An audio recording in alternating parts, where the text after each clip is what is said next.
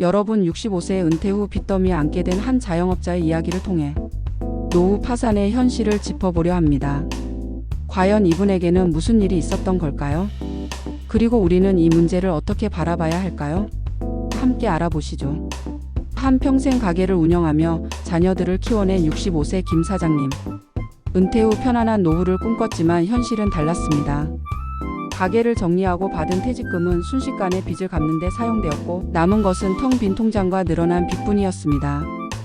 김 사장님처럼 노후 파산을 맞이하는 고령 자영업자들이 늘고 있다는 사실 알고 계셨나요? 통계에 따르면 65세 이상 고령 자영업자들의 부채는 심각한 수준입니다. 연간 소득의 10배가 넘는 빚을 지고 있는 경우가 흔하며 이는 30대 자영업자 평균 대출 금액의 2배에 달하는 수치입니다. 설상가상으로 소득은 줄고 금리는 오르니 빚은 눈덩이처럼 불어나는 악순환이 반복되고 있습니다. 왜 이런 일이 벌어지는 걸까요?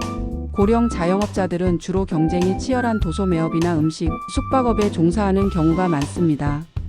은퇴 후 충분한 준비 없이 뛰어든 과밀 업종에서 살아남기 위해 대출을 받지만 경기 침체와 경쟁 심화로 소득은 줄어들고 빚만 늘어나는 것입니다. 또한 국민연금 수령액이 부족하거나 개인연금 가입률이 낮아 노후 대비가 제대로 이루어지지 않은 경우도 많습니다. 그렇다면 이러한 노후 파산을 막기 위해 우리는 무엇을 해야 할까요? 다행히 정부와 여러 기관에서 다양한 지원 정책을 제공하고 있습니다.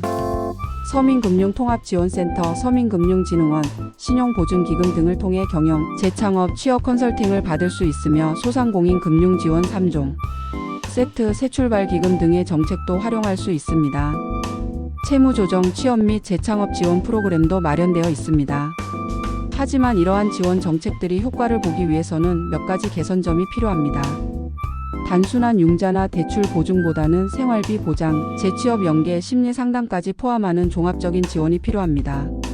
또한 고령층이 정부 지원 정책에 쉽게 접근할 수 있도록 정보 접근성을 높이고 지원 체계를 개선해야 합니다. 무엇보다 중요한 것은 사전 예방입니다. 고령층 대상의 재취업 교육을 활성화하고 노후 대비 자산관리 및 금융 교육을 강화하여 노후 파산을 사전에 예방해야 합니다.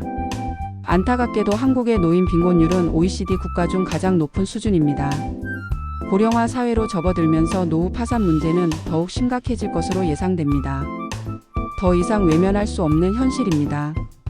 우리 모두가 이 문제에 관심을 가지고 해결책을 찾아야 합니다.